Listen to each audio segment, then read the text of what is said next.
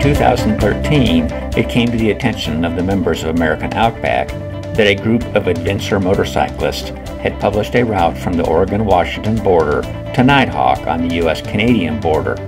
This 600-mile route was suitable for dual track and thus piqued the interest of some of the members. After a year and a half of planning, we would run it in July of 2015. During the intervening time, several major fires would impact the route, but we were fortunate that as we assembled in Hood River, Oregon for our departure, none were currently active.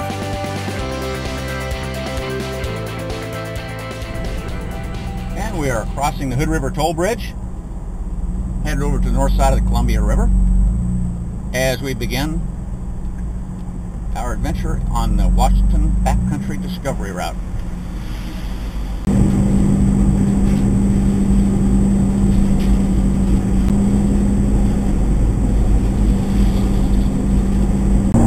What a view of Mount Hood to our left. That is gorgeous.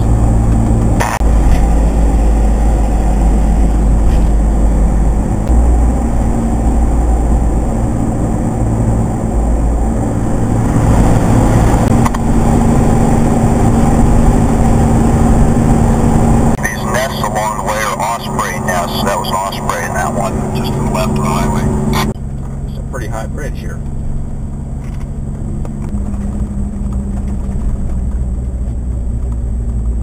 Pavement ends.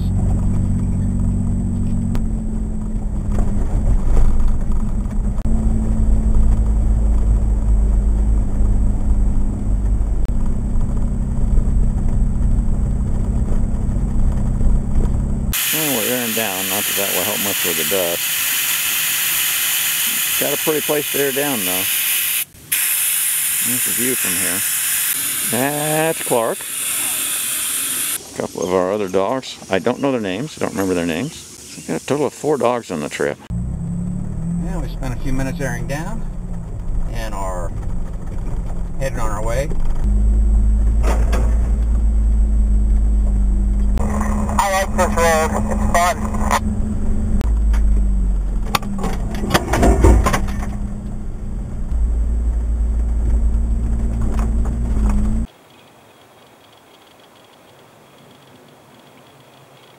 Those giant stags up there. Holy cow, those are big. You want to stop and get them on your camera?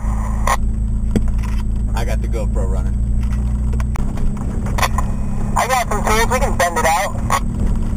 They're talking about BJ's fenders on his trailer. He's getting a little rubbing on his tire. Sawzall. Not sure I'm that desperate yet.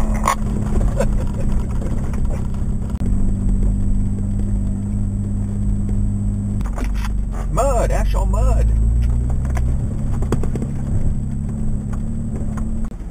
Check out the view. Oh wow, that's pretty there, isn't it? Got a quick view of Mount St. Helens on your left up here. The big one right here is Mount St. Helens? No, the one to the left of it, the small one. It used to be bigger.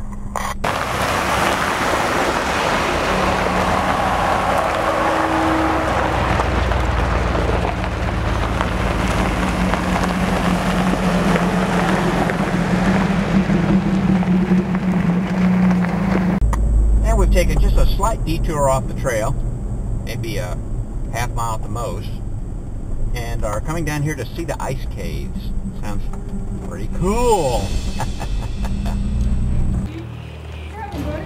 How's the temperature down there? Nice and cool. Oh, I can feel it on my legs.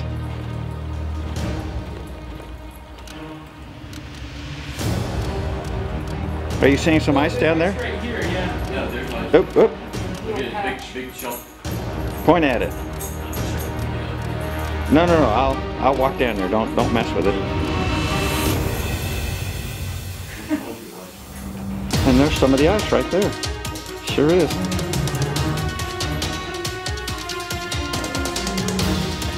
Been a little bit of a tough climb for, I don't know, a couple hundred feet, but we managed to find our way up. little lower. There you go. You're good. I'll let you know when you can go up. Almost. Okay, stand.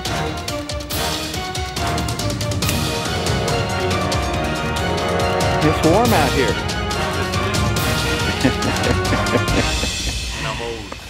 Yeah, aren't we both? We had a nice visit to the ice caves. It was definitely cool down there, and that felt really nice on a warm summer day. And we are now headed back and are going to get back on the WABDR.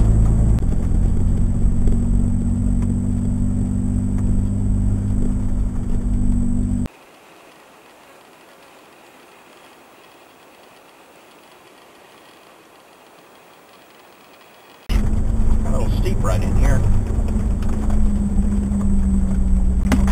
Well, I have been running a two-wheel drive the whole time, but I finally switched to four-wheel drive just so I go to low and not have to ride the brake down this thing. Okay, Mark, I'm going to try four-wheel low or high just to see. I'm riding the brakes too much and my gears just ain't worth the crap. I've been running 4 high in first gear and doing great.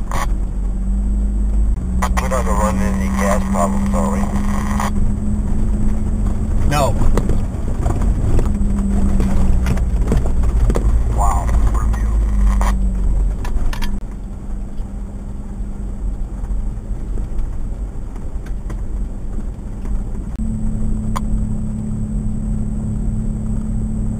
There have been a few fires in the area, and this must be one of the areas where the crews are working out of.